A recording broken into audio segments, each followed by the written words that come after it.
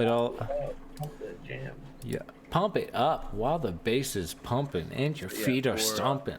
Sorry.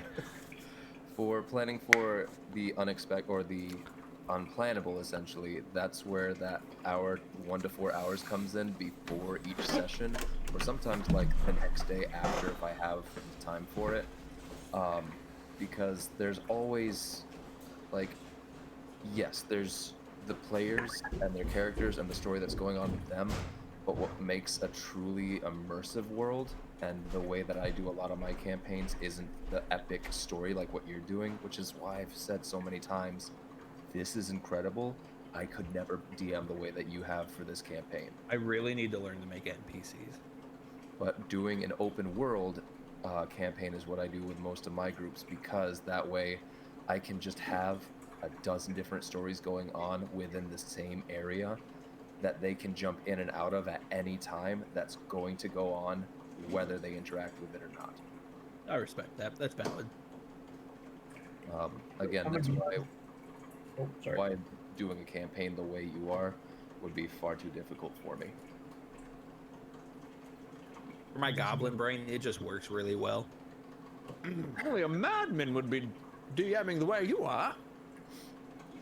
Yeah, only a madman would try to control this 5 of us.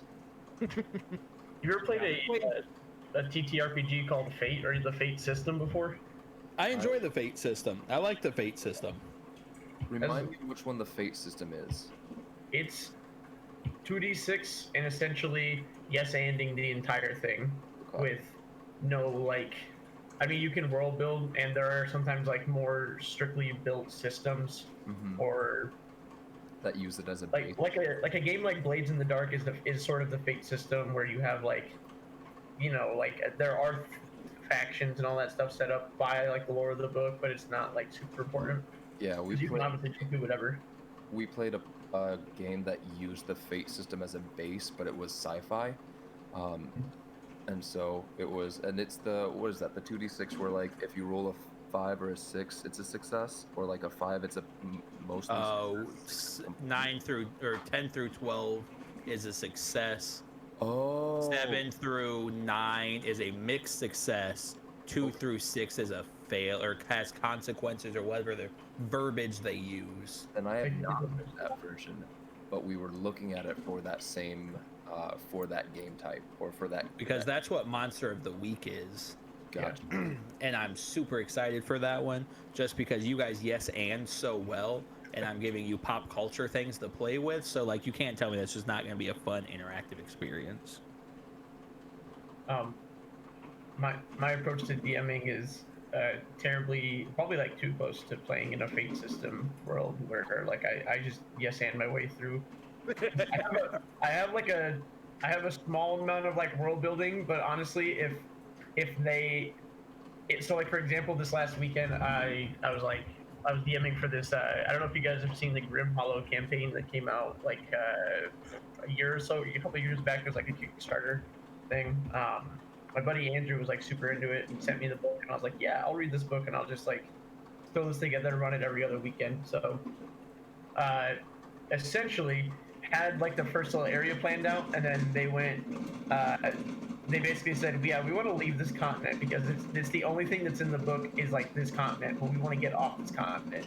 And I was like, well, first of all, you sons of, you know, whatever, like you gave me this, Andrew gave me this map in this world and said, I want to play in here. And I was like, okay, cool. And then he immediately was like, now I wish to leave. So I find like boring little side quests to fill the time. If you are not like boring little side quests, but like while they're trying to derail the entire amount of world building that you've done, just come up with something on the spot. And it works really well for low level characters who can't solve their problems with like a 7th level spell slot. But for like, you know, high level characters, just pray.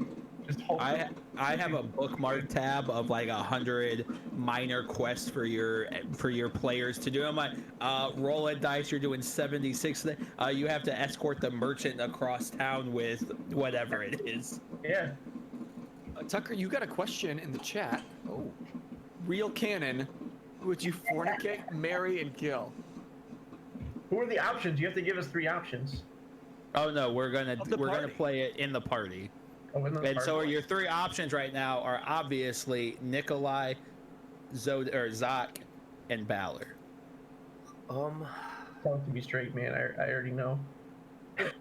Nikolai is full daddy material. That's marriage all the way through. I was gonna say he's full kill material, to be completely honest. He's the only one with a successful like relationship. Yeah, that's why you would want to don't kill know him. that. From that, I know your backstory. Yes, I do. I think They didn't know that until now. honestly, he says add Zodak. So somebody's just gonna be left out. You can double up on one of those. Well, I think I could. Does it have to be Zodak? Because in this situation, I think Tucker would just kill Zodak because he's already dead. He already went through the trauma. We'll substitute Rusty solely for the fact that he is alive and has a heartbeat. Like, if we're going to say that all right, I'll answer this in three parts. With the ones here, I'd probably fornicate Balor, marry. yo, Hold on. I need everybody to have the mental image I of am a dragonborn loving and it. a halfling. Tucker's not a bottom, by the way. I'm all right with that. I taking us. Oh, There you go. Come on in. Yes. Sorry. Bro. This is the quality content that people tune into for Geeks by Geeks for. Yeah, it's gonna be now. This is gonna be what they expect every week. Probably, I am very sorry, Nikolai, but probably marry Zoc, just because the two of them have one of the most trusting relationships of the group. it's such a weird chemistry. I get it. And really just because Nikolai's probably the easiest to bring back to life.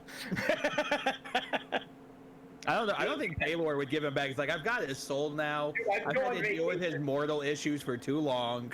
Yeah, I He's would here. go- I'm keeping him. And then Shit. if we're adding Rusty in, obviously it's kill Rusty instead because Tucker doesn't like Rusty yet. Oh no. You got no reason Sorry, to like Rusty. him. You don't really know him very well, right? All right, Well, guys. okay. It's 8:10. Let's act like we're gonna do something productive this evening. While we are waiting on Moose, technically, Zoc is currently still sleeping because he has 4 points of exhaustion currently. Oh yeah. 5 points of exhaustion, a good number of points of exhaustion, something a robot has never experienced.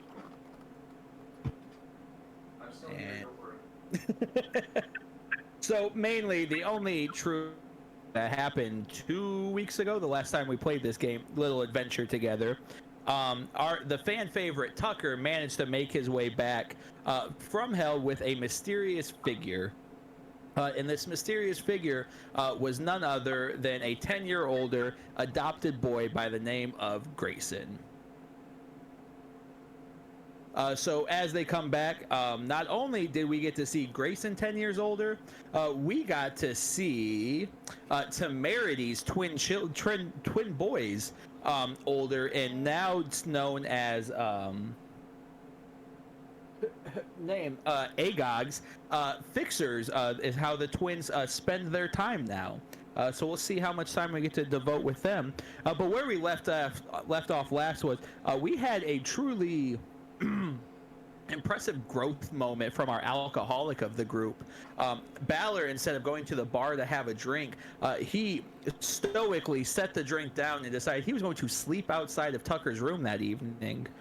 So we're actually going to start with, I wouldn't say the next morning, because I feel like with everything that Tucker went through, everything that Zoc went through, I feel like they're probably going to be out of commission for a couple days. So we're just going to time skip just a couple of days, nothing too big. Basically, we're going to just start at the point where Zoc and Tucker are feeling well rested. Yeah, sweet. Long rest. Yes, you all get a long rest. You all get your spell slots back. That's what it's like. I know I've it's been been a sitting- long time. I've been sitting outside Tucker's door the whole time. I mean, fair. It's like 3 days. Yeah. Yeah. So that's reasonable. So what would Nikolai be doing over that time period of waiting for Tucker and Zoc to recover? I think he goes full like one day goes in, checks on the missus, you know, hangs out. And to Come back. clarify, hold on, what district does the missus live in? I don't think we've ever like covered this topic. I never knew that you had a missus. It was just sort of a spontaneous thing. I was like, "Do you have any family?" And I was like, "Yeah, I feel like he's an old married dude." You have a missus. Probably like I don't want to be cheeky, but probably one that's close because I feel like he like the idea that you guys met Nikolai and he was like already a traveling priest means he probably was not in like District 7. I think feasibly with your stature, I believe feasibly 4 or 5 would be a justifiable area that Nikolai had an established home in. Okay, so somewhere around there, and if you need a specific answer, I'll think on it some more and get back to you. But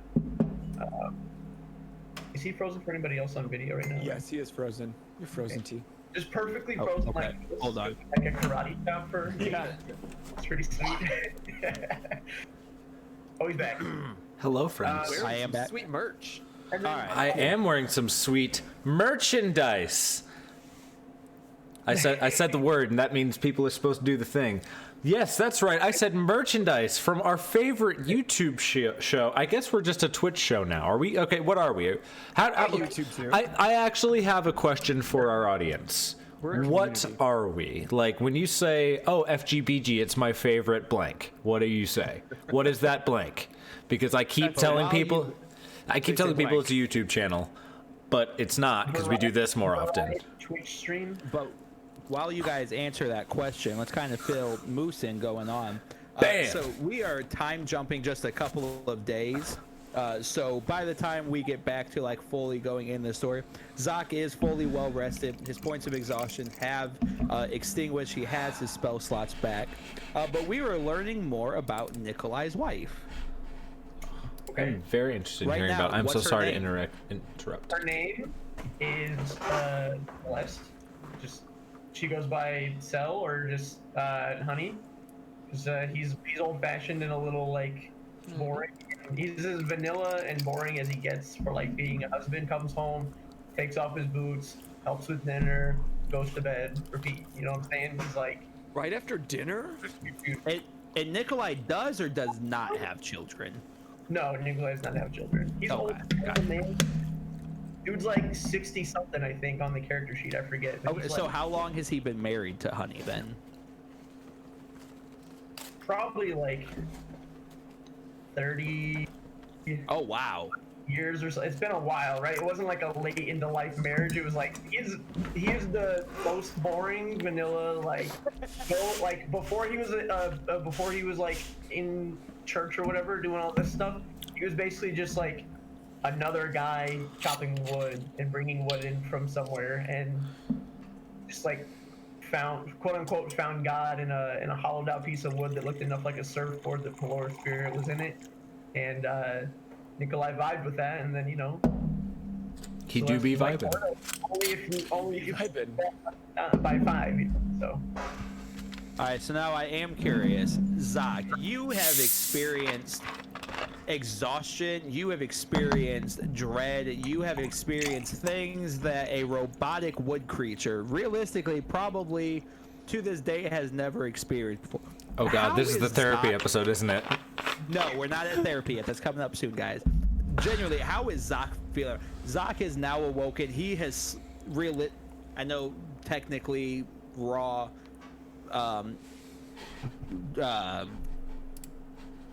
Warforged don't sleep, but Zoc has been in sentry mode for 5 days to get rid of these points of exhaustion. So the 5 days has passed. How does Zoc come out of this time period of him recuperating from the biggest strain he has ever experienced? This is probably only the second or third time Zoc has ever like been aware of his like unconsciousness. So like what he experienced, he is coming to terms with the fact is a dream, or is what someone with a established consciousness would refer to as a dream.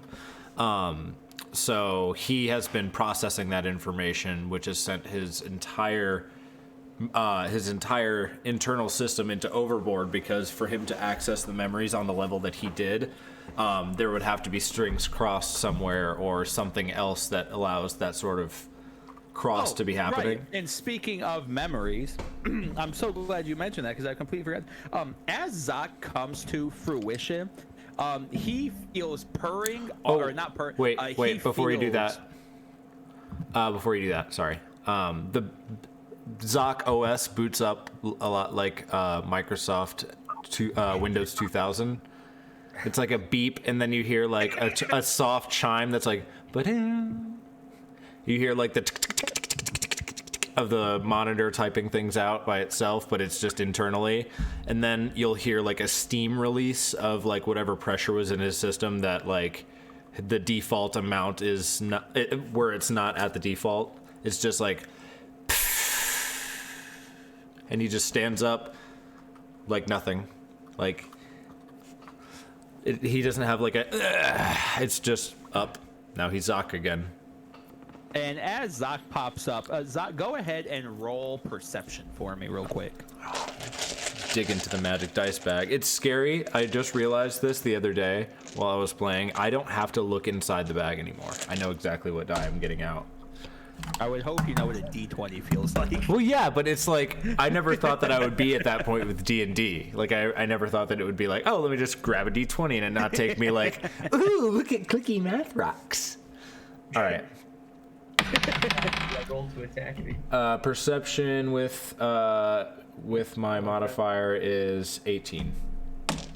So with that 18, as Zoc stands up, before you, in a literal blink of an eye, you see a shadowy figure standing in front of you, and on top of said shadowy figure is a small individual that you have recognized and that you have known for a great number of years.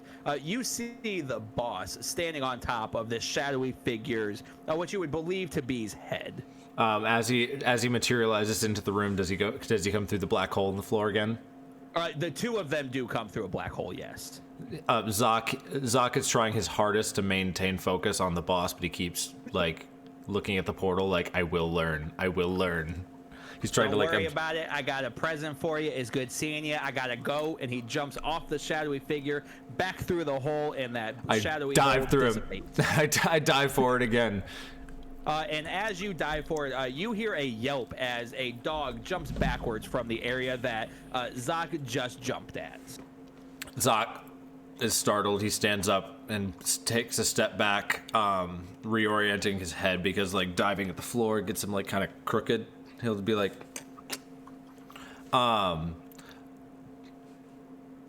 hello, creature.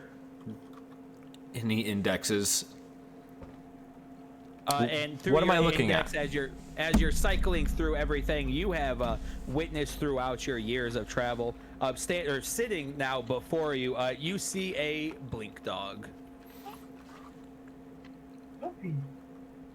Yes, it is a puppy.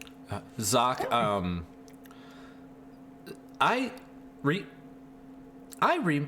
remember you. And as you say that, he walks towards your feet. Circles around like most dogs do when they're trying to find the area they want to lay in, and the blink dog just plops down. Zoc is the color in Zoc's bulb is flashing between like a soft orange and a purple like you're seeing now, and he's just trying to like go through the index because he's seen this dog before. Like this is like no creature would behave like this without familiarity or packed response. Correct. And it's like, because like when we came back through the portal, I saw the sons of the guys that I worked with, and I was like, yep. I remember them. Why didn't I remember them before? So if you want to roll history, we may be able to clarify this question for you. And also, where are the rest of us?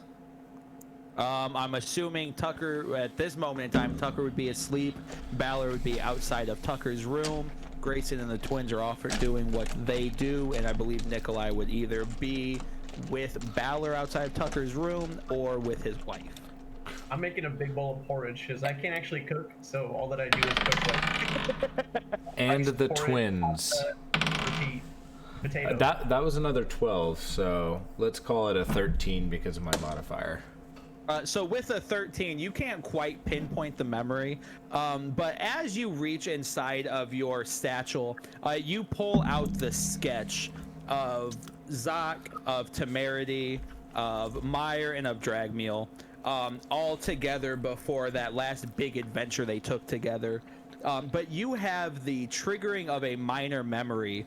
Before you guys ventured out, you came across a small litter of puppies in a back alleyway, abandoned without a mother. Which is why I built the shack over it. Memories. And correct. So you took the runt of the litter, and you made it a tiny little home before setting out on your adventure. But as you would remember, eventually when you came back from your battle with Kavalik, as you were recouping from the massive loss you just took, you and this puppy spent a lot of time together. So with that going on, Tucker awakes. For the first time, does Tucker believe he is safe? No. Yeah, I wouldn't. I wouldn't. So Tucker awakes in an unknown room in a place he has been in for realistically several days, but consciously is unaware of this area, is unaware of the people inhabiting this area. But Tucker does awake alone in a dark room.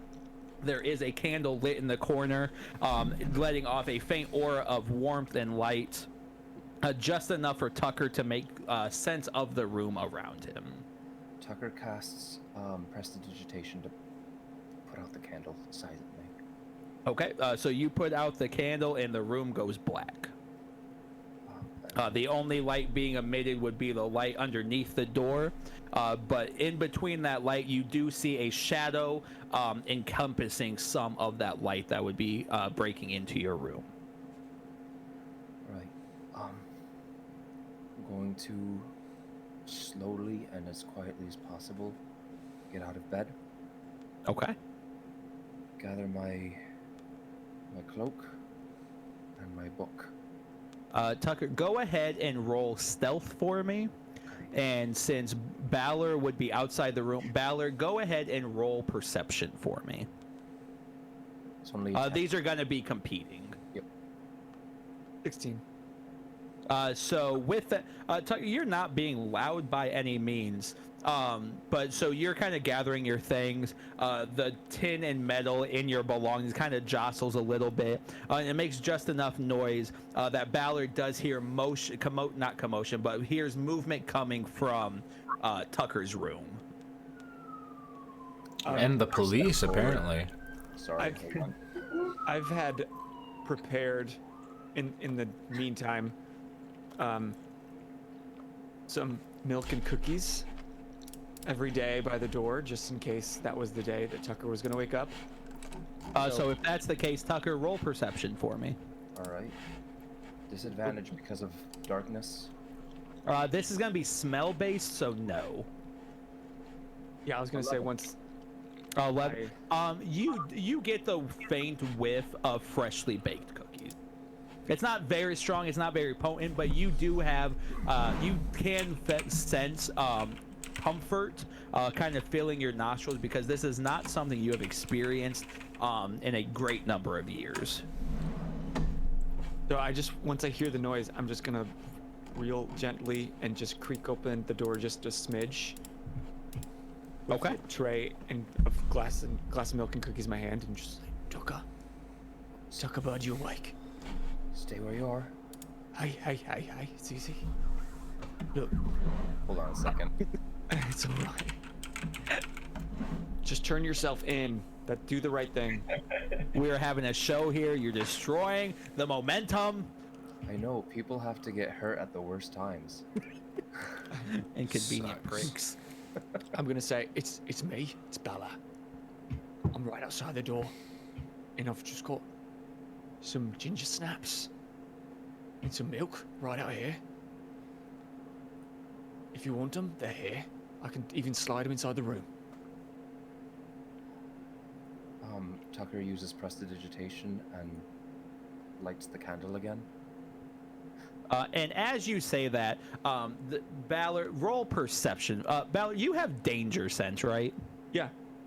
So you don't need to Finally. roll anything. And this isn't a danger moment, to clarify. But you sense a presence right behind you, and right behind you, you feel a hand press against the door and slam it open. Mom, you're awake. Let's talk. It's Grayson. Yes. Can I like grab him like by the shoulder? Like, hey, easy. Yeah, so you grab Grayson and kind of yank him back from the room, and he kind of jostles backwards, like, what? Now at the same time, Tucker casts blindness and blindness on Grayson. What? Okay. Constitution saving throw. All right, hold on. I did not prepare a character sheet needing to be up at this moment. It always got to be up. You said Constitution saving throw? Correct. All right, let's see what my man's is working with, because I don't know his character sheet very well. Yeah, kudos for you Not for even his strong building suit, I'll one. tell you that much. That's a solid 12 for my guy there. Well, he did not learn it from me. Yeah, he's blinded. And like a flashbang goes off as Grayson gets pulled from Tucker's room. A blinding light emits, and Grayson grabs his eyes. What the hell? That's what you get. I'm sorry, Tucker. But there's He's- cookies inside the door. I'm so sorry. I'm just gonna slightly shut the door. Oh, it is you. And Tucker runs over and gives Balor a hug. Oh, buddy. I'm just gonna look. Can I pick you up? Is that all right? Of course. Pick him up. And Big bear hug. And Balor, as you pick Tucker up, Tucker, go ahead and give a visual description of how Tucker has changed in his time away from these guys. he's got his hair is obviously longer, very messy. He has facial hair as much as a halfling can grow, so it's a very like it looks like a pube beard. It's not pretty. But he's been without a mirror or a blade for months at this point. He does, through the facial hair, there is a scar cutting across his lips, a pretty nasty gash, and his snake arm is completely replaced by a metal one, some silver metal with blue inlays that mirror the dragon mark on his right arm. He's got crow's feet and worry lines across his forehead. Unfortunately, no laugh lines around his cheeks. And his dark brown hair is now slightly speckled with. It's tough to call it gray at this point, but it's just lighter brown. And as you lift Tucker up into a big hug, he wraps his arms around your neck, and then after a moment just holds your cheeks back, and you're real. You're really here. So are you. And you're safe. You're safe. And as you guys are having this moment, you can hear or see Grayson rolling across the ground like, I did all the work. What the hell? I just can't help but imagine like that scene from Archer wherever they get like a really loud noise and Grayson's just like fumbling around the hallway disorienting going ma ma ma ma ma. Yeah, Tucker leans around Balor's head and goes, "Oh, sorry, friend," and doesn't dispel, but drops the blindness. Wow, we just got a new so subscription. He kind of sits Hey, back. thanks, Mythic. My thick kitty. You the man. So Grayson kind of sits up. Still haven't received a thank you, but I guess I'll thank you for allowing me the ability to see again, Mom. You are frozen. Yeah, you're very frozen. Now, We're Grayson, just killing my video then, because I'm not dealing with that tonight. Grayson, we're gonna do this right. Wait, Tucker, what? Tucker. This is new to all of us, That's but this is Grayson. He saved you. He did what none of us could. I also did that thing I promised you I wouldn't, but I feel like this is one of those times that the end justifies the means. Balder, can you put me down? Ah, shit. I just step aside. I walk up to Grayson. And Grayson's just sitting at this point, so you guys are more or less eye level right now. And I give Grayson a big hug. And he hugs you back. And at this time, his robes are actually off at this point, so those in the area can actually get a better look at Grayson. Grayson is, like I said, 10 years older now. He's about 23 years old. He's got a rough 5 o'clock shadow. His face it's darker complected. He's still a little dirty. He hasn't really focused on cleaning himself up from his time in hell. His hair has kind of gotten a little bit longer. He's got just a lean, slender, but he does have a dark energy around him. Like a visible energy? Robes. Tucker is shirtless at this moment. He's wearing his breeches, but doesn't have his shirt or coat on, as I'm assuming the wounds that are rather present across his arms and shoulder were fresh and were being tended to. How hot is Tucker without his shirt on? Roll perception. Go ahead and roll charisma for me. we'll see if it's like rustic stoicness or like hobo that's got beaten too many times. I was thinking it was somewhere between like shredded AF and Bilbo getting out of bed at the end of The Lord of the Rings. That's a 10. I feel like shredded is not the good term to use here. No, Food Tucker. would be scarce while he was gone. It's not like he could really lend a lot of his time. So realistically, Tucker's looking more malnourished than anything right now. Yeah. All right, I'm sorry that I brought that up. I'm not. We were all thinking it. I should. I was. probably, get dressed, and then we can all. We can all have a reunion downstairs over breakfast. Yeah, I missed you. catching up to do. I'm glad you're back. I missed you too, and thank you. You did good. Anytime, Mom. And he pats you on the forehead before just kind of leaving the area. But I catch him at the arm, Okay. and I'm just gonna like kind of hang there for a second with him in my grasp, so that Tucker understands he can go into his room and go get dressed and whatever. So we have a private moment. And I'm just gonna take a look over Grayson just to get a better look. So go ahead and roll insight for me. Insight. That's Something Balor has probably never rolled. 6. I know. I was like, where do you even find that on? The So 6. as Balor looks over Grayson, the most he can kind of like disdain from him, there is no life in Grayson's eyes. It's much like when Balor looks in the mirror, his like aura, like red auras, is no longer there. It's kind of been erased by a dull blackness. Oh, okay. His body is. I just meant slender. generally every day. I'm more emphasizing into the fact once Balor sold his soul, his energy physically changed.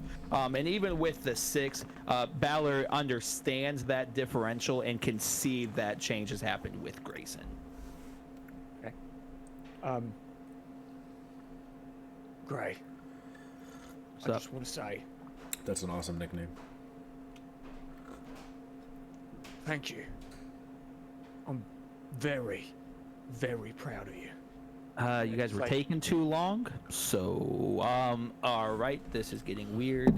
Nope, it's happening. I grab him around Nope. the neck. I think I came into the wrong universe because my dad does not hug. I don't like this. Mom, I don't think this is dad. This isn't right. Wait, can I ask you something? Of all of us, which one's your dad? Is it just me? I mean, technically you're all my dads. Tucker's kind of mom. I mean, you kind of beat me more than anybody else, so I feel like you take like the top fatherly role. Right, that's all I needed. That's all I need. I still think that's something to brag over. That's all I needed. Good I slapped talk, him in the most ass trauma. and I walked down the hallway. It's a better nickname than Dick. Thank you, John. Yeah.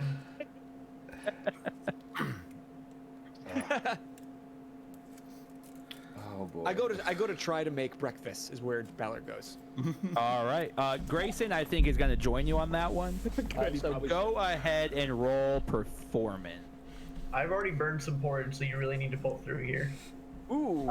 So to clarify, Nikolai, are you... Zoc can cook canonically. We've already established that. He copied All right, Tucker's so soup. No soup for you. Grayson actually rolled a 5. So Grayson walks into the kitchen with Nikolai and takes a deep breath. Man, this smells fantastic. Right? Rolled a 19. And he genuinely believes that and walks over and starts eating the porridge straight from the pot. Balor, on the other hand, walks in and takes a deep whiff. And between the time that Balor has spent with Tucker, Balor now understands good cuisine between bad cuisine and understands this is bad. Which is different from good fare versus other gastronomics. Incredible. Is that a 4-syllable word in the chat? Someone shame him for his knowledge. Shame. Alright, I don't know what you guys are doing in here, but we gotta step it up. Tucker is about to come in here and he's had no real food. We need to give him a welcome party. I have made porridge. It is incredible. Grayson likes. So as you, Nikolai, as you were explaining that, Grayson is chowing down on this food, not taking a breath. But Balor kind of steps in and doesn't like rudely like shove you out of the way, but definitely pushes you out of the way to take control of the kitchen. And Don't eat taking till Tucker comes. taking your porridge, Balor starts working his way through the kitchen, grabbing miscellaneous item, and just works on improving your porridge from what you made to something that Tucker is not going to be disgusted by. I find some shrimp, some jalapeno, some green pepper. This is gonna be shrimp and grits, baby. Get some cornbread going. Woo-wee. Confused for a second. So some time passes, and to clarify, this is going to be a massive pot of food because you have the entire Thieves Guild to more or less feed since you kind of stepped into the cook role for the day. fun. A little bit of time passes. Zoc, have you made your way into with the rest of the group, or is Zoc kind of still on his own with the Blink Dog at the moment? Zoc is sort of racking his brain. He cannot remember the dog's name. He doesn't remember if he gave it a name before, but he is searching for an appropriate title for it. But like, this is the first time Zoc has ever like been able to give like permanence to anything in the world, you know? Man, that almost sounds like a great setup for a chat input. Oh yes. I actually had one in mind. Oh, I'm sorry. I thought you were trying to like casually throw Oh it yeah, in. My bad. I'm not trying to take that from no, you. you're good. You're good. I had okay. We'll see what the chat says, but I was gonna say dyno, but like dyno, as in like like with your car, you dyno it and you run it as hard and as fast as you can. Dyno.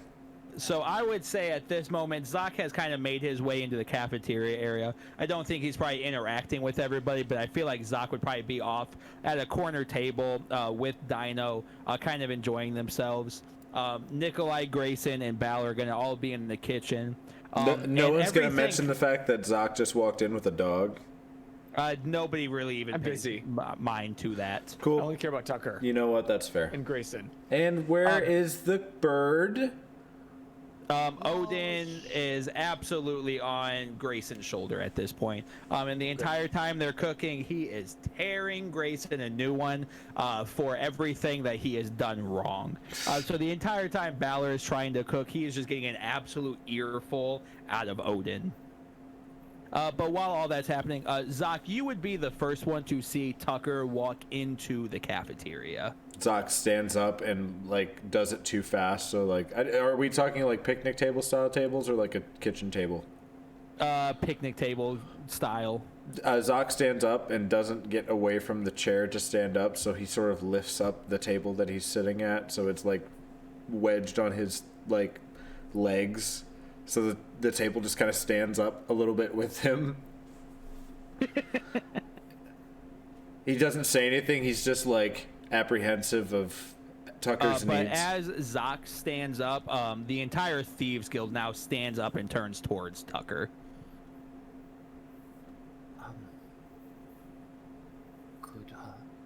Good morning, everyone.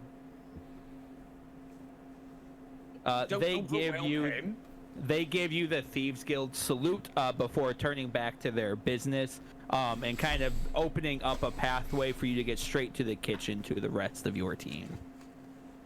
I bring out a tray. Tucker, here's come sit right here. He's got some porridge, some cornbread. Those are the shrimp. I've never really made this before, but I kept thinking, okay, what would Tucker do? And I kept grabbing some things. I haven't actually tasted it myself. And as you're saying that, Grayson is tearing up the food. It's fantastic. You should try some, Mom.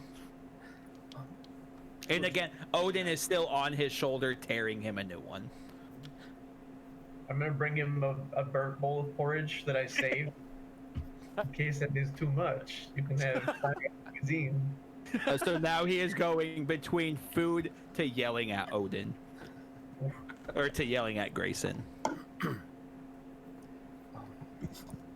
This is delicious. Yeah? Much better than the geckos I've been eating for the past few months. I think they were geckos. What does gecko taste like? Oh, they're delicious, actually. And from behind you, Grayson yells out, "They suck! No flavor, it's gamey." He is young. I do not trust his opinion. Tucker. Well, that's rude, and he continues to shovel the porridge in his mouth. No. When I was 20-something, I thought pizza and beer was only good food. Now I am wizened. I noticed. Now you like shitty porridge. Shitty porridge, exactly. Excuse me. Oh, sorry. Who said that? Zoc, meanwhile, is trying to like make his way over to the table to join everybody, but like So to actually, stand Zach, up. you don't actually have to move. I feel like at this moment, everybody would be fed, and they would probably all make their way towards you off into the corner. Oh, I was gonna say like I was gonna like bend the table awkwardly to try to like get out of it. Oh, no, I'm not going to keep you. They would make their way over to you so you guys can finally reconnect as a unit together. How's it going, Zoc? I have found a creature. And as you say that, Dino jumps up on the table, wags his tail ferociously, spins around, and then just plops heavily in the middle of the table. What is that? I'm still teaching it manners, but this is Dino. And Dino barks and ventures over to Balor and gives a big sniff directly nostril to nostril. I just go. And as you do that, the dog blinks out of existence. Well, sorry, Zoc. I killed your dog. And then as you say that, he blinks back next to Zoc. Nikolai, what'd you do? You did it. I'm over here with porridge. I thought I was rid of. As Zoc- soon as Zoc one looks of at our his strays hands, just grows like- up to be a man, you get another puppy in the midst. I didn't realize that night dogs were still around. Neither did I. Is that what this is? Apparently so. What, they don't blink or? No, they apparently have the ability to teleport. I've only ever read about them. To clarify, with all of you getting ideas right now, the dog teleports itself. Damn it. You cannot grab the dog and teleport with it. I You tried. cannot carry the dog and teleport together. For all The of you in the dog chat, individually blinks by itself. for all of you in the chat, that was the trade-off. Either I could travel with it, or it can't die. Because if it gets real hurt, we can just blink it out. And he's not super useful in combat, but it's at least something that like Zoc can like connect with. Like Odin. Didn't Not Inhumans this shit? Come on. Where does dog go when it disappears? If I could speak dog, I would. Wait a minute. And Zoc does the thing where the lights flicker a little bit. I do not speak dog. I cannot ask him. Wait. I look at the dog intently, and with awakened mind, I ask it, where do you go when you go away? God damn it! Now I gotta look up this fucking spell. It's just, I can... No, not awakened mind. I gotta figure out where they go when they blink. I want to say it's the ethereal plane. but Yeah, I'm not I think they confident on pass that through the answer. ethereal plane. Or rule. Does it understand one language? It would understand common because that's how it takes its commands. So I could have just... I could specify that it only knows abyssal because I know abyssal. That would be pretty good. We pretty could sick. make it abyssal. I mean, it's your dog. I'll let you get that idea. Yep, ethereal plane is where it goes. Then It's your dog. You can choose the language it answers to. You know what? I'm gonna say that it is just on the sheer cool factor alone. That if in a fight I can like say something in abyssal, and the other team doesn't know it, they'll be like, "What the hell did he just say? What did he say?" He said, good boy. Said, And that's it. And then it's just dog. roll intimidation. Right. No, but it can be whatever. I don't really care. But let's just flavor text that his name sounds funny in other languages or intimidating in other languages. But go on. So, For the sake of being able to communicate with the dog, though, Common. the dog, I guess would not understand. The dog would kind of look at you and speak back. Somewhere kind of purpley. I can see you, but like not see you. It's like outlines. He goes to the brothel up the road. This is incredible. Jesus. Sorry. You're married. yeah.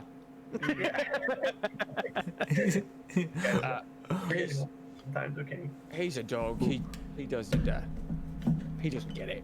Anyway, could you get your dog off the table? I think we all need to catch up a bit. No.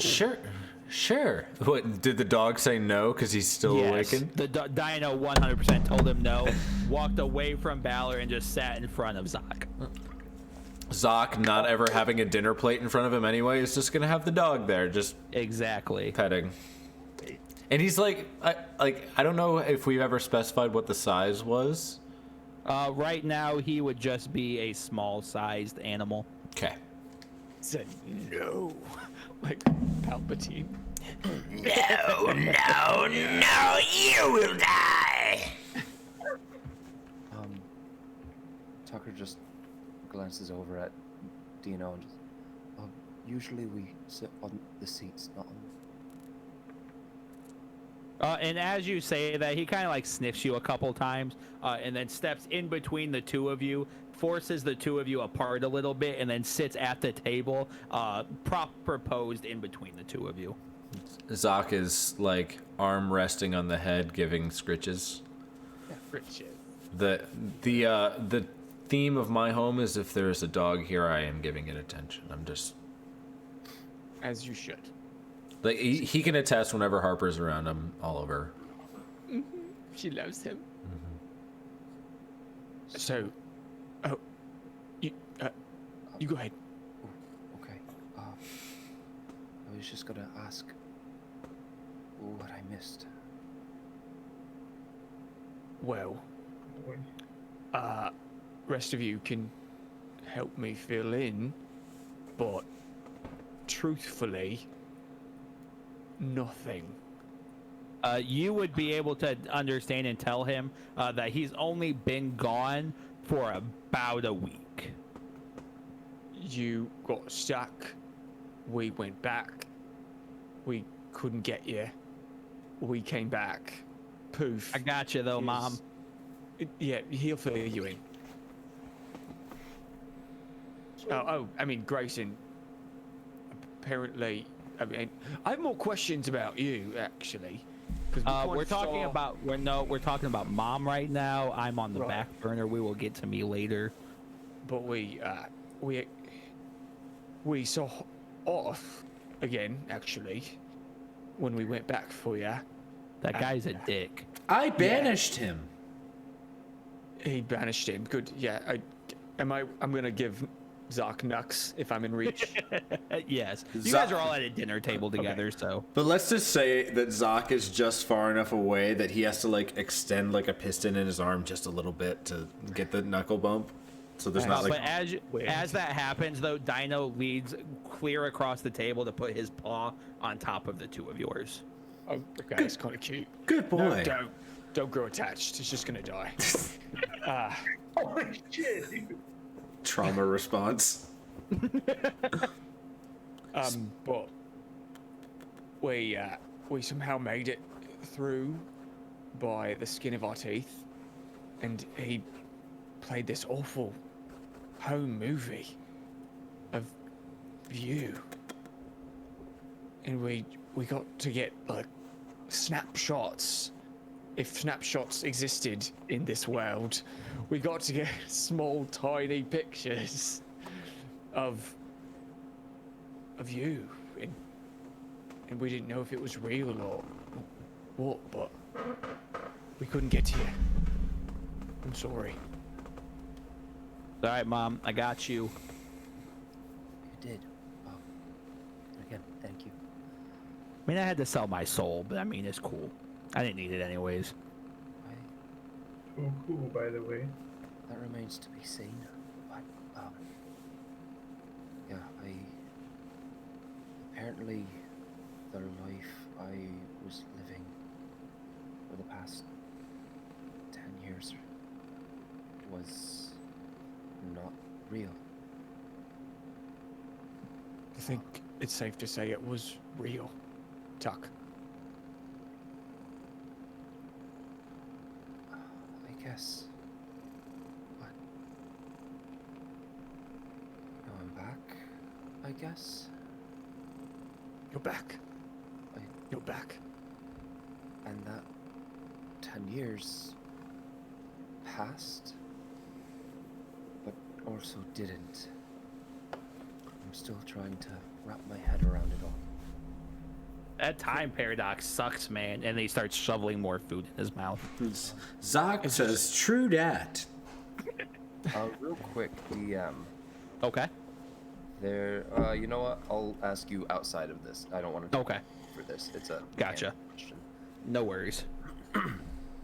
But I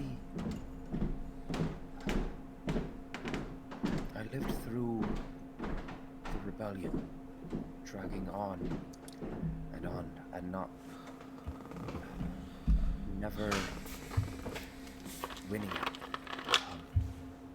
Slowly over time, all of you fell.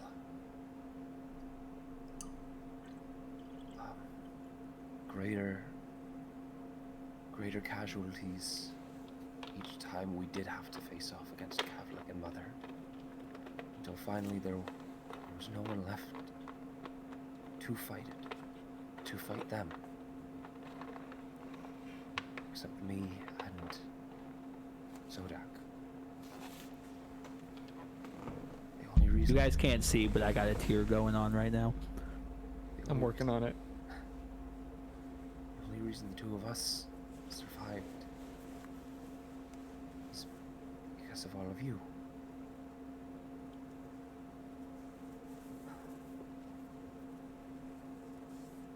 But in the end, even that wasn't enough. Because they took Zodak as well. And Tucker, roll. No, you really wouldn't have to roll in. In the back of your mind, you hear a voice beginning to talk to you. I took them there, and I'll took them here. It doesn't matter where you go, you're going to lose. And then that essence you feel evaporates.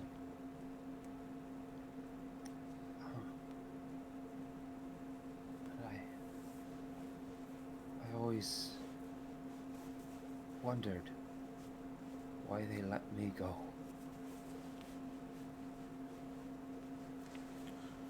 But I guess I found out now.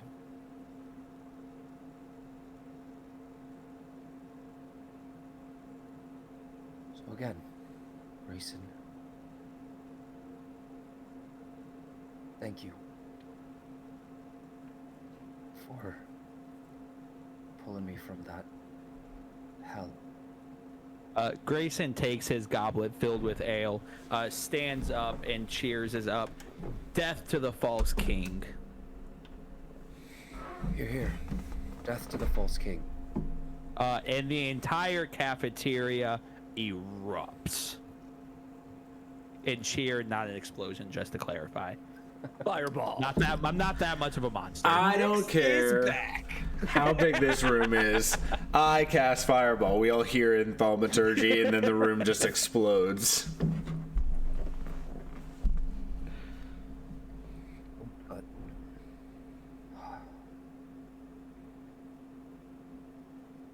I lost everything there.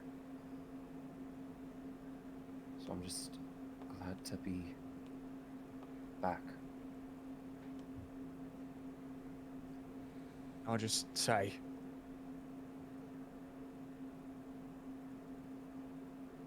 I don't normally get mushy, but I think I speak for all of us when I say, I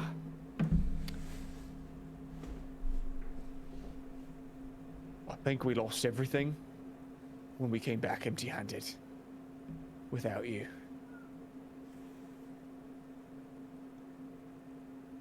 And so you guys are going to spend, I guess realistically, probably the rest of the day Crying. just here at this table.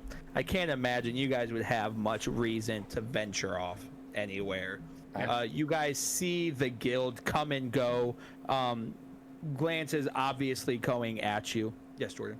Actually, I would like to raise the idea that during this evening, we take some time to put Zodak to rest. Okay.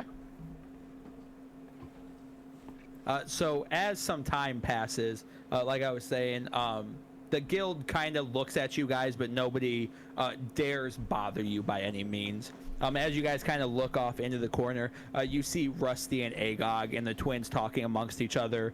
And you can kind of see that they're just dictating what the guild needs to go off and do. You can tell sometimes that they point kind of over to the table, and the twins actually step forward.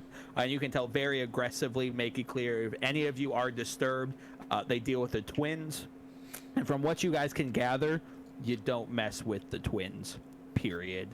But as some time passes, Grayson joins with you guys, and Grayson actually escorts you guys to the morgue through the underbelly, of course. Once again, erupting through the morgue, you guys are obviously met with the smell of death, but this time all of the I'm not sure what the term is, all of the Cadavers? There's none out. Everybody has been closed off in their respective slots. Do we know where Zodak would be? You would know if you went to like the far right of the room, where he was the last time. You guys can see Zodak's name etched in on just a scrap of paper, but the door is sealed shut. Does anyone have way in? We're in. Yeah, No, we're in. That's not. It's We're just grave a standard robbing. covered door. You can move it, and you can pull out the slide to reveal Zodak's body. I poof all might away. Grayson leans forward. We took different subclasses, but can you teach me how to do that? Yeah. I'm like, I mean, we could obviously deal with this later. Like, this is more important, but like, I want to learn. and I want to learn Anyways. how to go to hell and back like that. Oh, That would yeah, I be got cool. you. Garfield wants to talk to you guys anyways. We'll get there. I'm sorry. Grayson steps forward and opens up the slab and pulls Zodak's body out. Zodak has two gold coins covering his eyes. His sorry, a very serious question. Who has Zodak's hand? Yeah, doesn't Valor have it? Yeah, that's right on brand.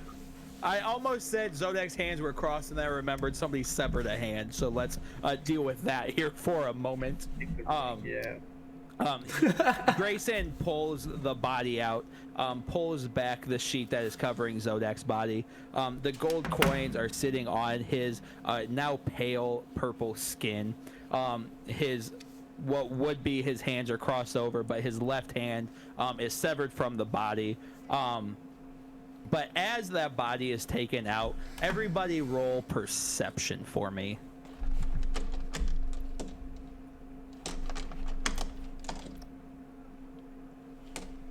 17. 18. Okay. Got a 14. Okay. 7 for Tucker.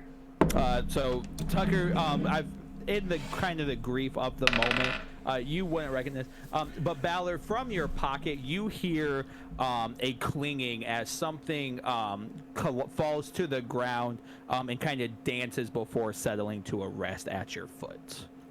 The ring. I look down. And as you look down, you see the ring that once inhabited Zodek's finger is now on the ground next to you. Wait, nobody pick it up. I'm sorry, did you just exercise caution when referencing a cursed object? I'm sorry. Please, can somebody get a clip of... He stopped drinking. Character growth. It's called growth. We're allowed to have it. You are. It's just very jarring that you are the one that was like, give me cursed thing, make power. And now you're like, Yeah, I've got power. Now I can't have two. Whoever picks it up is going to have to wear it, right? Is Rusty in the room with us? Rusty is not with you currently. Cool. Sorry, I need to double check which ring he has. Was Pride? That would make the most sense. Ooh, Moosney for free. It is not for sale. It is mine. Unlike Zodek, I do not go chopping off of my limbs for free. I really need to figure out where I condense all my notes at. DK, if you're in the chat, tell us which ring you had. I'm gonna go double check his character sheet. I know he's got it there. We only had Pride and Sloth so far, right? You should have Oh. 3 rings. Yeah, You should have 7, 6, and 5. So you should have Sloth, Pride, and Envy. Who's got envy? Nix that's has fine. one ring. And Balor has. Zodek had the Ring of Pride. Yeah. Yeah. Then who has envy? Tucker? Nix. I thought you said you No, did. Nix has it. Did Nyx take Envy? Yes, because he was Gotcha. because it was the cruel irony of them both being That's right. Changelings. That's right. But yes, the Ring of Pride clings to the ground next to Balor's feet. No. Either we take it or it falls into some other's hands. We like bury it in his jar. we Don't think that's how it works. we have to use it. We need the rings. So I'm not actually sure if Nikolai would be aware of this information. So partial meta, Alex. So the rings are required to seal Mother away. So if you don't have the rings, you don't have the capabilities of defeating her. I don't remember if Nikolai was around when they would have gathered that information. I know that like they wanted it, but to Nick for a while, Nikolai's like thing was, oh, it's just a job. I'm just gonna. I don't know what the That's job is. valid. That's valid. I don't think he knew the importance. I thought he was just a hired hand for a little bit. But Well, we need all 7 rings if we want to be able to take Mother down. One does not simply take Mother down. if I have a question, if only one ring can be worn by one person, how are the 1, 2, 3, 4 of us going to? We've got Odin, we've got Grayson. Odin's a bird. He's got feathers. You were so sure of that.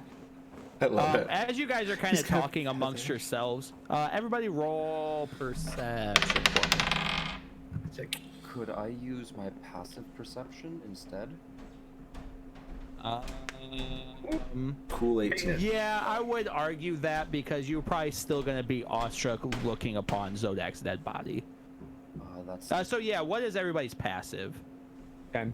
Oh, 20. You have a 20 passive perception. Yo, boy! I have a 16 passive, but I rolled an 18. 20, if he's got a 20 wisdom score and a +5 proficiency bonus, that's gonna be valid. +10 there. So anybody that beats a 15, as you guys are talking amongst yourselves, you see Grayson reach down, grab the ring, and slide it on his finger. Could any of us have stopped him from doing that? Nope, there is no stopping Grayson at this moment. Okay. Well, all right then. I guess that answers that question. And as you say that, you watch the ring twist and lock into his hand. A green energy pulses up his arm, and you watch his body convulse as this cursed ring takes hold on his body. And Grayson kind of coughs a little bit. Oh, not the first cursed item I touched. What next, guys? I think Nikolai just gets a really sad look on his face and just remains quiet for a bit. Oh, I'm sorry. Did you want to wear this? I didn't think that would kind of be like... I don't know a lot about your religion, but I didn't think your god would be cool with you kind of like repping hell stuff. I didn't want you to wear it. I'm a grown man. None of you can tell me shit. I mean, he's kind of already sold his soul. What's one more cursed item? I don't want him involved more in this. Look at what life has already done to this boy.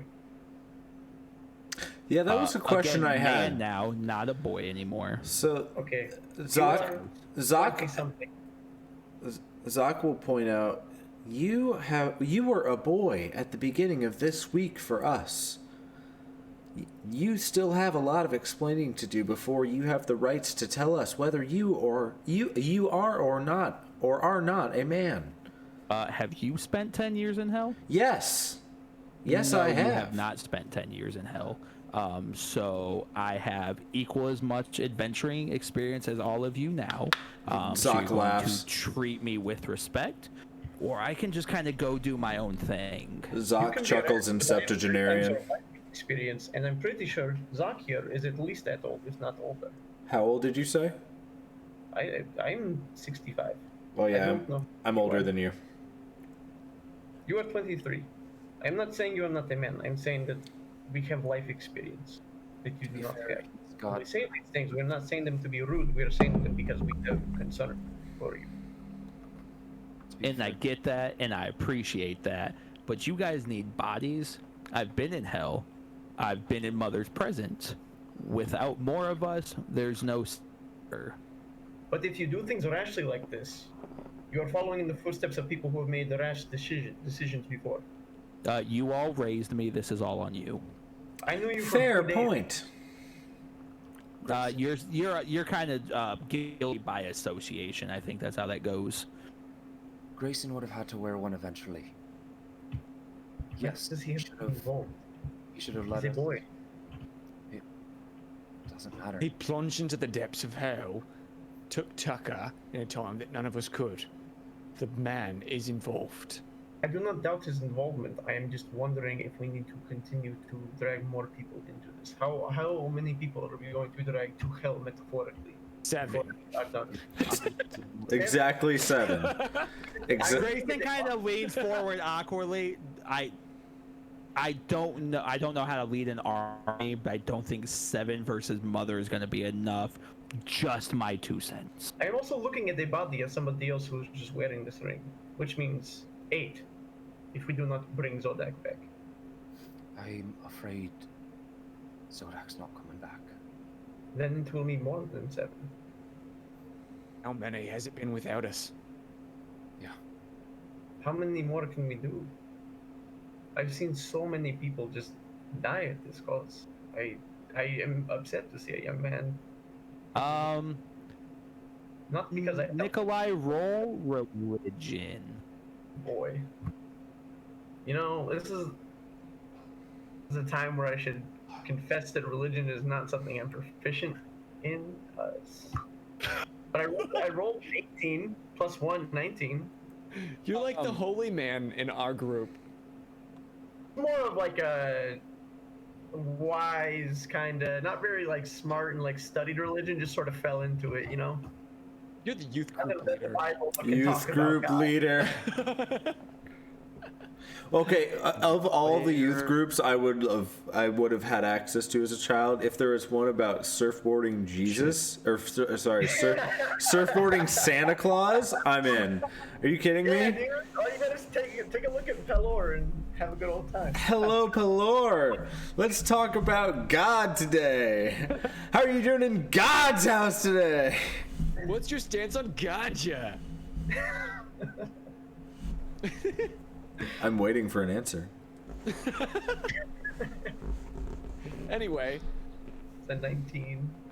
Where the hell is this information at? Mark 6 first. John 3:16 says, "Surf's up, dude." Surf's up, Nikolai, dude. with your 19, you feel. Remind me what your holy symbol is. Oh, it's a puka shell necklace. So your puka shell necklace begins to ring. And we're gonna say this puka shell necklace is a stone of far speech to your god, and your puka shell necklace starts to Why does the god need a ring. stone of far speech?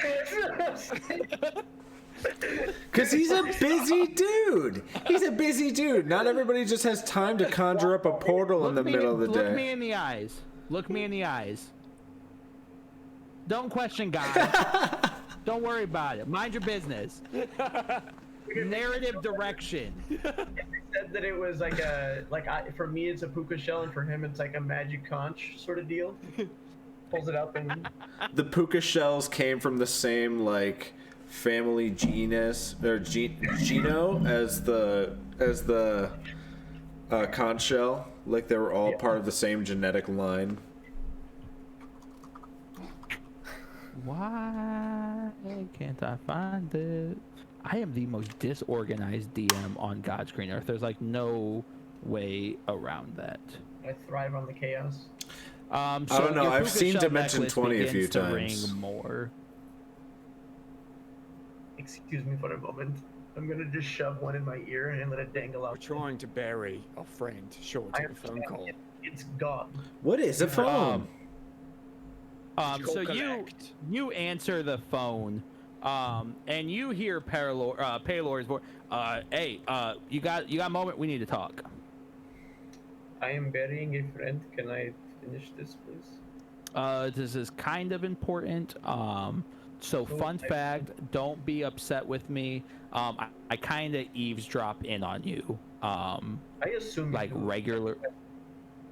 It's not that I don't trust you, but like you're kind of like my go-to guy. I need to know your ins and outs so I know when I can like pull you away. I've got some people here that need to talk to you all. Did I do the right thing with the porridge this morning? That was disgusting, and we need to talk about your cooking skills, but we'll get there anyways. You have one and question to God. That's what you ask. And before Can you see him? A sea blue energy begins to form. Ocean waves begin to circle quicker and quicker as the portal begins to open. And once again, stepping through, Pelor reveals himself to all of you. Zoc just instinctively starts doing this with his hands. And he greets you back the same way. But following out of them, a tiefling follows out, a drow follows out, a orc follows out, and a giant follows out behind him. How big is this morgue, by the way? I mean, pretty large, enough to fit the 10 of you, I think, that are currently in this room. Is this like your hangout spot, man? This is where you came last time. Is this like your How throne many room? times do we need to talk about how you address a deity? Man is like, if you are a follower, if you wear the symbol, I can call Pelor man. Like, put on a shirt, and then I might address you differently. As you say that, he kind of looks down and realizes he's got just a Hawaiian shirt on. His large stomach is poking out, hair is all over the place, and he's like, yeah, I did not dress business casual. Anyways, these guys need to talk to you. To us? Right. And everybody roll. What do you roll for to remember something? Not what Zoc just rolled. History, maybe? No, not. Yeah, we'll go with history. That's fine. 17. Is a new. Sorry, natural one. I'm not gonna Jesus. break. I'm not gonna that break actually 10. makes sense with Nikolai. So, Yeah, just like old man, like. Do I know these whippersnappers? what did Tucker roll? You're muted. You're muted, Bubba. 27.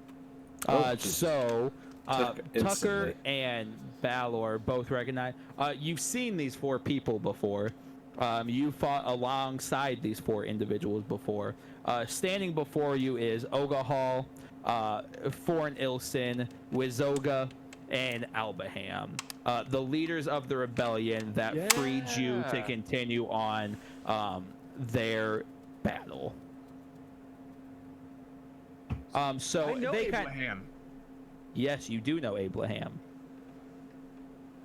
Okay. So as they kind of spread out from behind Paylor, Abraham is actually the first one to talk. Why are you guys trying to give up on this fight? Give up. Who were you eavesdropping on, Pelor? I told you, I always eavesdrop on you. Right, but it was not us. We were not talking about giving up. Well, you're telling me this capable fighter you didn't want to fight with you, so... I don't want a boy. And Grayson walks up without a hesitation and just fist bumps Paylor. That is fine. I don't want to see another boy join this cause. Question: When Grayson fist bumps a god, does he get the spark back in his eyes for just a second? Like sees the air in his ways for a moment. Realistically, I don't know if technically they'd be able to touch, and you would probably see competing energies kind of morph in between their 2 fists. He goes to fist bump and Pillor's like, oh, okay. Ogahal steps forward. Boy or not, this battle needs all the warriors it can have. I do not have to like it, and I do not like brashness like this. And I point at the ring. Forn steps forward, and Forn actually takes a look at Tucker for a moment. And Forn steps forward and begins to pat down Tucker.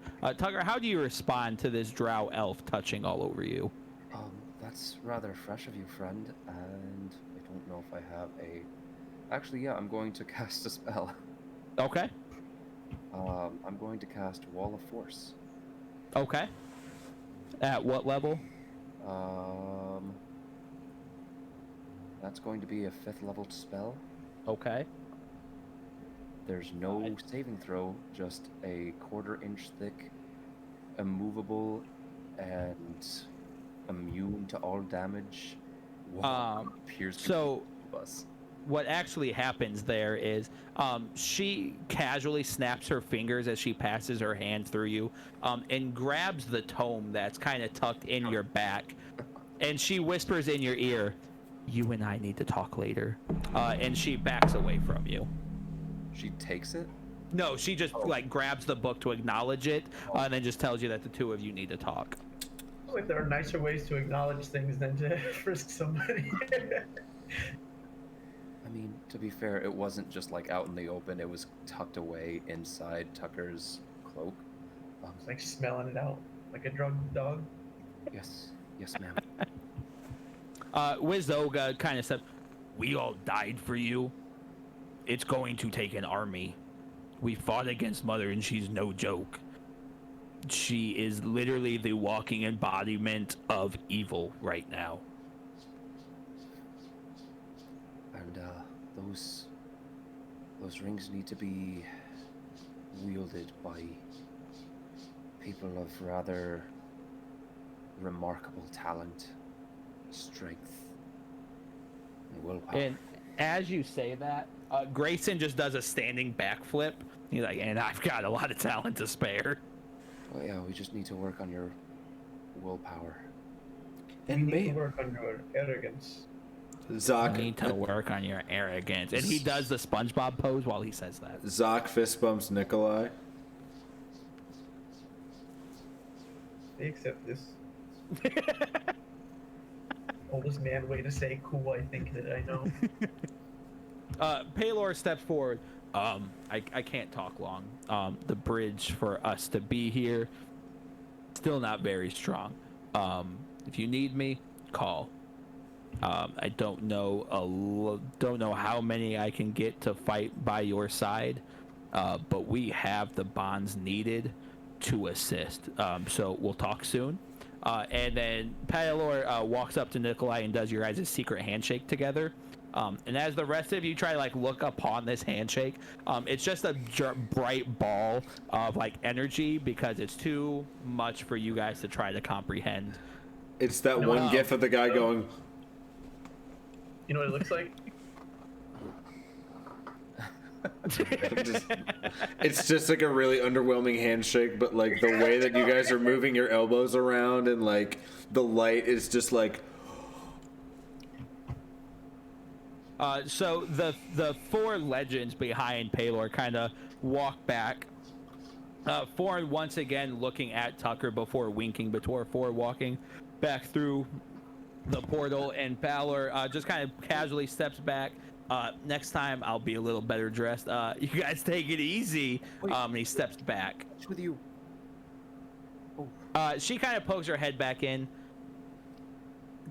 Magic, obviously, and the portal collapses. Just magic. Either she has a much better understanding of how magic works than I do, or she has a very poor understanding of how magic works. No, they both. Grayson leans forward. I know a guy. You may have to like trade some stuff, but like I know a guy.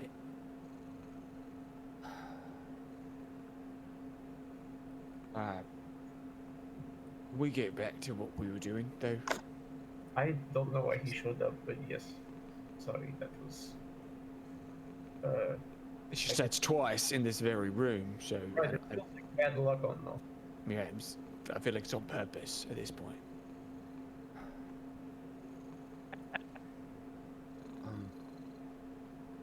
Valor, can you lift him? Grayson actually kind of pushes Getting you one back piece. and says, I've got this, as he picks up Zodak's body. All right. Right. So Tucker, where would you like to take Zodak's body? Actually, I gotta make sure that I have the right. You know what? DM, if you don't mind me doing a little bit of wonky spell preparation now, to make... What? No, that's totally not okay. Yeah, that's fine. Oh no, I already have it prepped. That's cool. I'm gonna be honest with you guys. I'm one of those DMs that believe prepped magic, loosey goosey. Oh, sick. Good to know for my non-spellcaster character. Ranges are spellcasters. They're I mean- very poor spellcasters. They're very poor at everything. See, I cast Banish once and literally almost died. I'm a spellcaster, you guys. You still had 2 points of exhaustion. Yeah, but You would like have had disadvantage on like everything. I had but- extreme trauma from that. I did get a emotional support dog out of it though, so. That you did. All right, so Tucker, I'm gonna kind of let you lead the exposition at this point. Kind of paint the scene on where we are taking Zodak's body.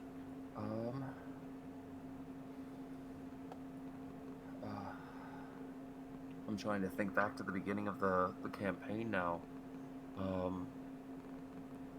Are you wanting to take him to 7?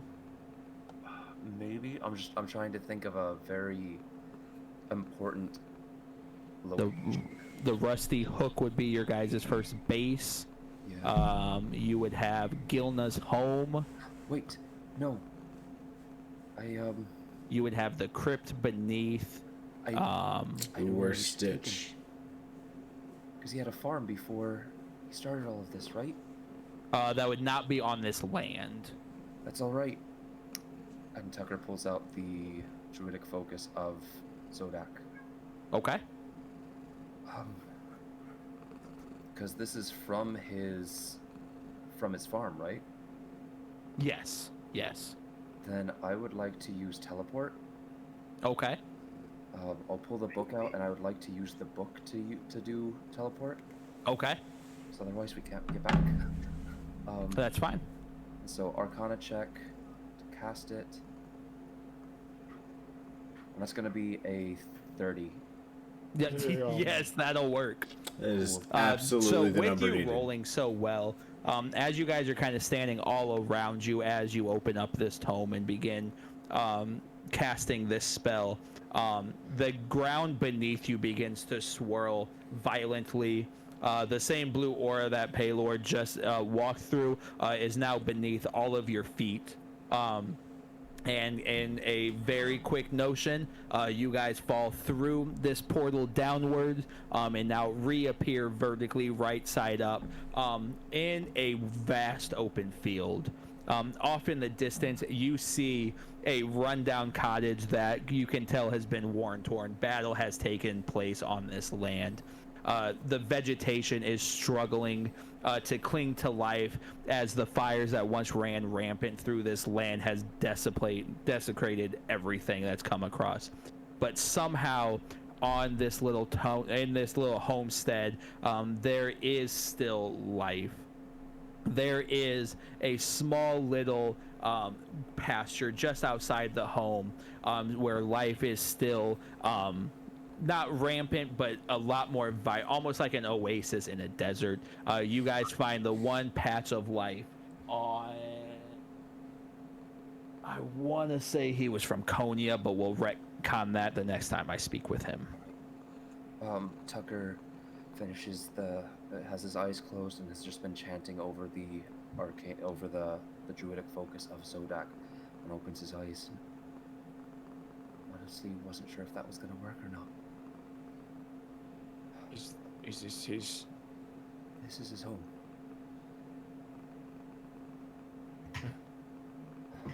I'm not sure if there's anywhere here specifically that he would like to be buried. As you say that, you feel a presence pulling you towards the homestead. But I have a strong feeling over there. And Tucker starts walking towards the homestead. So it takes you guys just a couple of minutes. You're maybe half a mile away from this homestead. It's a relatively flat area. The sky is dark. Rain clouds have begun to form and fill the sky above you. It's the quietest you have ever heard anything. You hear your footsteps crack against the dry and you hear nothing but your footsteps and each other's breathing. Everything in this land is desecrated and gone. It doesn't take you long to get to this homestead. And as you reach the homestead, you almost... everybody roll Arcana for me.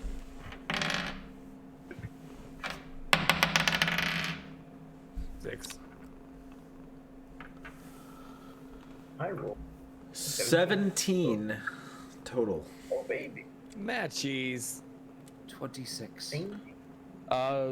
With our 26 and our 17s, you guys are the 26, yeah. Our 6 realizes, oh, hey, this area sucks. The other two, you guys recognize a protective barrier is now the only thing in between you and this homestead. I would like to, if you guys can give me a moment, I would like to cast, to clarify, you don't need to cast anything here. You can just feel a magical presence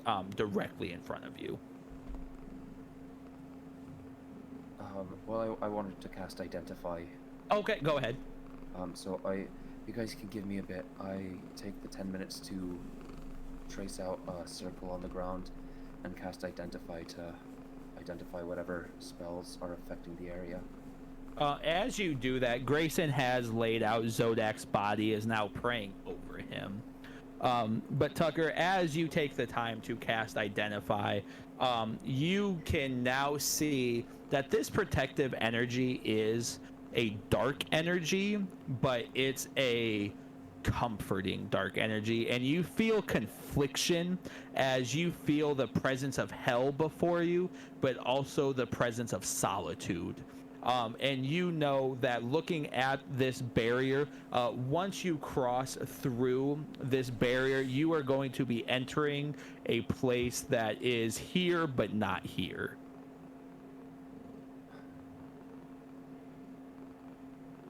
Well, this is a little interesting. I think we're gonna be teleporting again. It is a good thing that I cannot get nauseous. Yeah. Probably. Also, Tucker steps forward. And as you guys step forward, much like every sci-fi movie where you walk through some type of barrier, the gel-like substance kind of absorbs you and walks you through. You guys step through this barrier, and you guys are met with an entirely new world. You are where you were, but it's not what it was. You see this beautiful homestead with a brick chimney emitting just small plumes of smoke. You smell just an incredible meal being cooked. You hear birds chirping. You hear hooves beating against the ground as animals are frolicking through the area. A faint breeze blows through as leaves pick up beneath you, and you guys feel safe for the first time in a very long time. And as you guys are all standing there, as Grayson steps through that barrier, Zodak's body disappears from his arms. But as that happens, you guys look towards the homestead and the front door, and the door opens up and Zodak emerges out. Excuse me. And immediately following Zodak, you actually see somebody else, somebody that probably is going to give you mixed feelings. You see Axel step from the homestead right after Zodak, and they embrace each other and kiss, and they sit on the front step of this homestead. oh, Axel is? the demoness. Wait, The so one who died for. Yeah. what? I'm gonna run and- towards the door. As you say that, you begin to run in place. No matter how hard you run, no matter how fast you run, you continue to run in place. You cannot seem to get closer to this homestead. But coming behind you, you recognize a voice as you hear Axel begin to speak. We need to talk. Yeah. What voice is this? This is Axel's voice. Is it actual voice you said? I'm shouting, Zodak! Zodak! He can't hear you. How is this possible? We saw his soul, his essence get obliterated. We saw him die. You saw what I needed you to see, because if you're fooled, Mother's fooled. You have a high opinion of what we perceive, but You can all hear this, right? Yes, yes. Axel begins to explain. Mother had his soul, and I forego almost everything I had to swap his soul out with another's, and I managed to get us out of hell. I'm not powerful enough to bring the dead back. There's laws that can't be broken. There's rules in place. There's not magic strong enough to undo what you guys want to be done. He's everywhere and he's nowhere. He's what do you mortals call this place? Limbo. Limbo. This is the best I could do. It's not much. It's not a whole lot. I mean, I had his soul. Mother has such a grasp on your plane, on this plane. There's no heaven. There's no divine energy. There's nowhere to take any soul other than hell. And that's how she's so powerful. Everybody that has died has just fueled her. And I couldn't watch either of us become another. I couldn't fuel that hatred. I needed to take him. He deserved this peace. Would you say that this would be a change of heart or a destiny-defining moment, as far as like a demonic presence being not demonic? I don't know. I mean, how in the mechanics of this game, she is a lawful chaotic creature. At most, she would be maybe neutral chaotic. She's only doing this because of the love she has for Zodak. Still, I would say it's redeeming enough. I'm just trying to draw a comparison here, because if she's able to manifest this level of like limbo for the souls to congregate in, would it be possible that we find a way to funnel those souls in this direction and have Pelor give us a way of, or try to find us a way of putting people where they need to be? So I see your thought process, but just kind of reiterate what I just. So the reason you guys have not come across a single shrine in, what fucking place are you in? You guys are in what, Maleviant? The reason there are no temples is because divine magic has been completely cut off from this land. The only cleric you have met has been Nikolai. And that's because somehow along the way, he managed to maintain a connection to Pelor. So basically, if this planet was just a black and red chaotic orb, there is a single blue beam of light breaking through the crust that allows Nikolai to still cast his magic, and just enough for Nikolai or for Pelor to be able to travel to this place to speak with you guys when he needs to. But Pelor, the reason you guys can essentially exist inside of Pelor's presence is because he is a fraction of a fraction of a fraction of himself. Understandable. So, can I ask you something? A favor? You already sold your soul. Can't do nothing about that. No, it's fine. It is what it is. He can't see us or hear us, right? To introduce you to him would break the fabric of this reality to its core. To introduce you would make him understand and realize that he's not experiencing this. The fabric of this reality would shatter and break, and we would both be cast to hell immediately. That's fine. I don't want that. Can you deliver a message? Absolutely.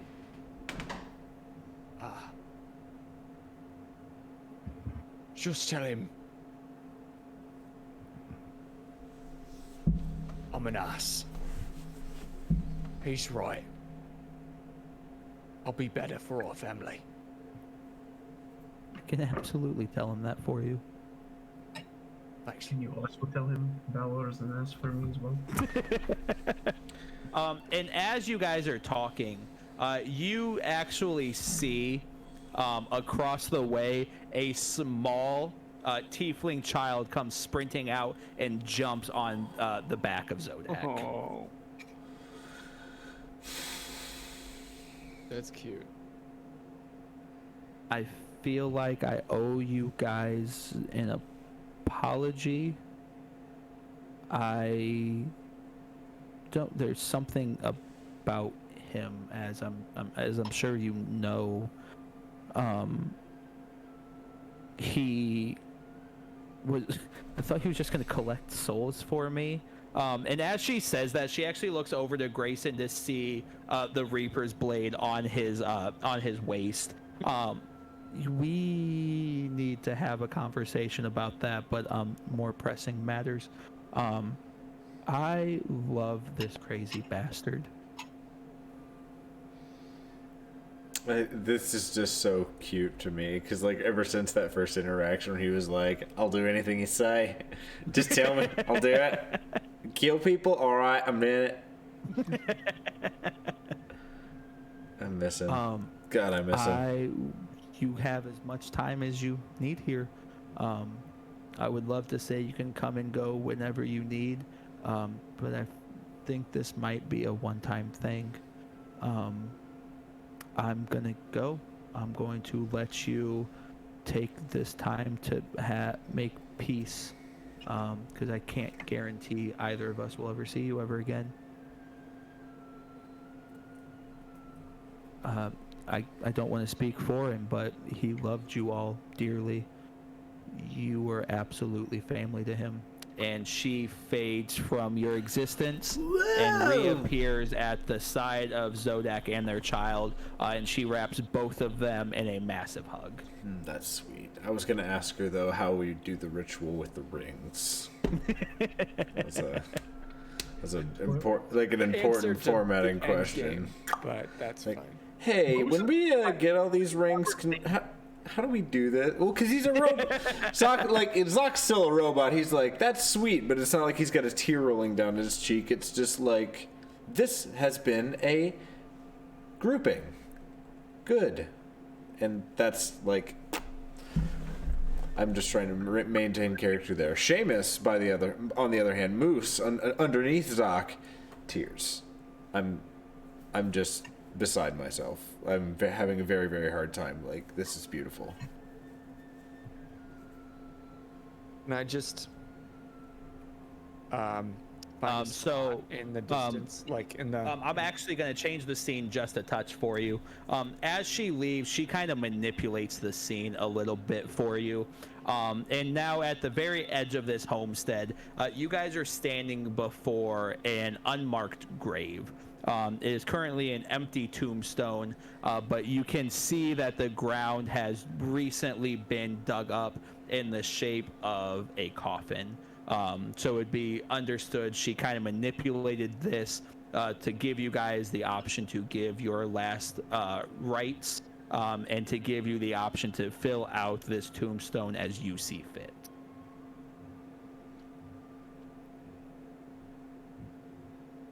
I'm gonna put his hand in it. We got the ring off, Hold and on. he's just been carrying around this corpse hand. He's been Uncle Fester on the shoulder for the last like hour and a half, and none of us have said You anything said the about ring it. fell off. You didn't say anything to the hand, so I. Right, hold on. still I had it. need some clarification. You put the hand where? I put it in the coffin. Okay. You put the hand in the coffin. Yeah. And we will say as you place the hand to his wrist, it does fuse back together. Oh, his body is in it. Yes. Oh, okay. Then yeah. Then I placed it where it should be. Okay. So now Zodak has two hands once again. Thanks for letting me borrow this for a bit, buddy. Does he have his leg back, or is it still wood? No, he does still have his wooden peg. Good. I'm taking this. No, I'm just kidding. He doesn't need this no more. This would make a great shank. Zoc will walk up to the tombstone and superheat his hand to allow him to leave just one handprint on the top of his tombstone, sort of just melting in like a position of his hand resting on the top. Okay. He will not be able, like, I've never done that. It was just flavor text thing. Oh yeah, 100%. Like, Zoc will just stand there and, oh, you know what? This may sound even better. Zoc will stand there, rest his hand on top of the tombstone, and as his hand gets down into like a holding position, you just hear the stone kind of crack and like run down under his hand to leave that imprint just from him gripping it so tightly.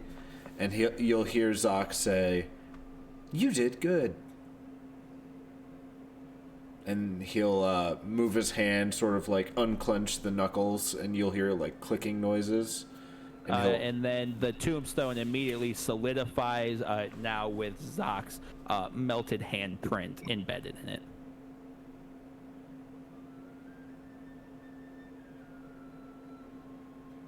I would like to do the same thing, but with stone shape, Hey. because I'm not a superhuman robot. Hey, Tucker, you're muted, Bubba. Thanks. Sorry. Just running around. Tucker lays the amethyst down alongside Zorak. Thank you for the gift of being my friend while you are here. It means a lot to me to know that you get that in the end. Because I was worried you'd have nothing.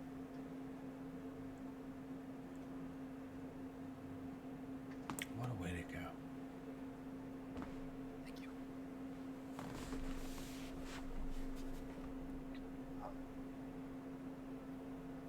And then Nikolai, you said you wanted to meld stone to do the same thing. Or just stone shape. Stone shape. Make it malleable enough that if people want to also put a hand in, like Zoc did, I don't want. Gotcha. I will do that personally, but I don't want to make that choice for anybody else. Valid. But Zoc Grayson is like will 100% follow suit on that one. If that's an option, to absolutely do the same. And, well, Tucker's going to grab a bit of the earth around him and start and pack it up into a jar that he has, and start writing out something on a label tied to the jar. As he does that, he's just kind of singing, not so quietly where no one could hear it, but a little more to himself than for everyone around him.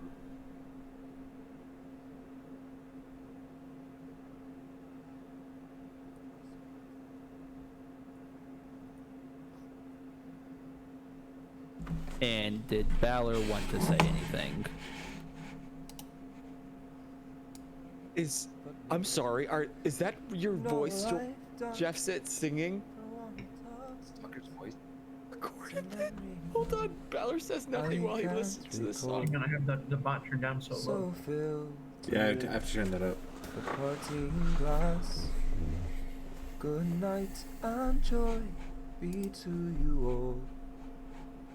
So fill to me the parting glass, and drink a health whatever befall, and gently rise and softly call. Good night and joy be to you all. Of all the comrades that I had, I'm sorry for their going away. And all the sweethearts that I loved, I wish them one more day to say. But since it falls onto my lot that I should rise and you should not. I gently rise and softly call. Good night and joy be to you all. A man may drink and not be drunk. A man may fight and not be slain. A man may court a pretty girl and perhaps be welcomed back again. But since it has so ought to be, by a time to rise and a time to fall, come fill to me the parting glass. Good night and joy be with you all. Good night and joy be with you all. That was beautiful. That was. God. Tucker looks up from his label as a teardrop falls and smudges the last little bit. And I would say, as your voice carries that final note, the casket would close and it would begin to descend into the ground. And once it reaches its 6 feet, the dirt will fill in, the grass will grow immediately, and a dozen roses will immediately sprout from the ground, marking Zodak's grave. I've been to real funerals where I haven't cried that much. This way, we can come back and visit if we want to. I need everybody to roll perception for me. Disadvantage through the tears? Realistically, yeah, but I'm not gonna punish you like that. 19. 15. 28. Not 20 for a 23. So who beat 18? So the three of you, as you guys are looking down as the road is, you guys do manage to look over at Zodak's peaceful family. But at the time, you guys see Axel, her face changes. And it's nothing negative. The peace that was once on her face is no longer peaceful. It's now twisted and pained. As she places her hand on Zodak's back and kind of ushers to him, and you can tell that she needs to talk. And now you are seeing Zodak's face change in this moment. And the earth beneath you begins to shake. The flower petals of these purple roses begin to fall to the ground. The dome that you are in is now beginning to splinter and crack. And you guys hear one final thing as this area begins to completely break down beneath you. You hear Axel's voice say one last time, "I'm sorry, but this had to be done." And you guys are shot in every direction, completely apart from each other. You guys are shot from this protective barrier, and as you guys are flying away from Zodak's grave, you are watching this limbo begin to contort and crush beneath itself, and as it finally collapses amongst itself, just like two atoms colliding, a massive explosion dissipates as a blue and purple aura and energy shoots out, encompassing all of your bodies, and you guys all awake inside of the morgue, completely confused, completely lost, and that is where we are going to leave off this week.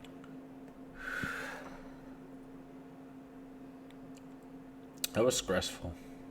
Yeah. Jordan, that was absolutely beautiful. That was... Holy shit, Jordan.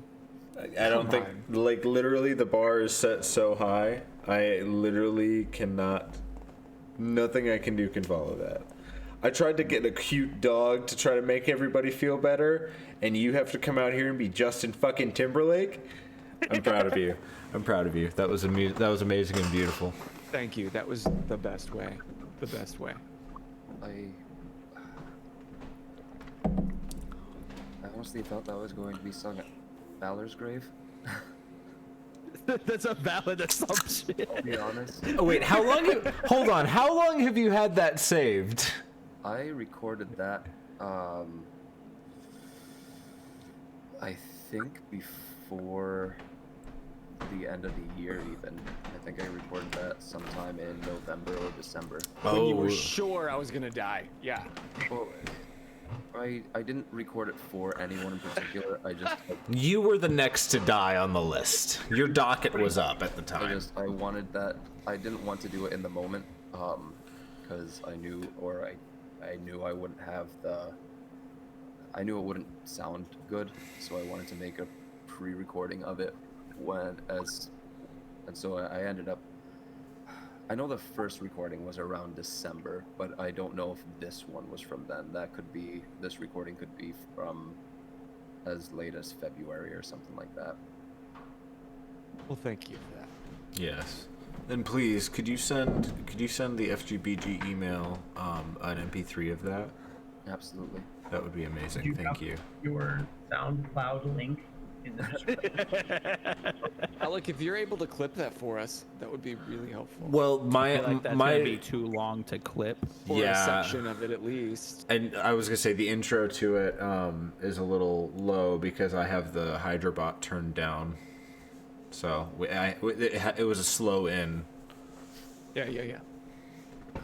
But yeah, I'll post the MP3 link both in the Discord and I'll email it to the 4Geeks by Geeks email. Thanks. Thank you. Thank you. We can make a highlight reel of Zodak moments to that music. Yes. Ice knife. Ice Knife. R.I.P. Ice Knife. That'll be next week's episode, guys, and you should be there for it. And I'm going to take this opportunity to say you have been through this much of our campaign, and I think that you should come to see us next week. We are going to be doing the same thing at the same time. R.I.P. Ice Knife. But for tonight, that is going to call it. I am Moose. I'm Bozer. I'm Jeffsitz. I'm Alex. And PK can't speak on it, but be on the lookout for 4Geeks by Geeks big announcement that comes out tomorrow. Really excited about it, actually. It was all 100% PK's idea, and it's a beautiful idea, and we are all 100% behind it, so we're pumped. Yep, can't wait to tell you guys, and thank you again so much for joining us this evening. Just keep Geeking out. Bye, guys.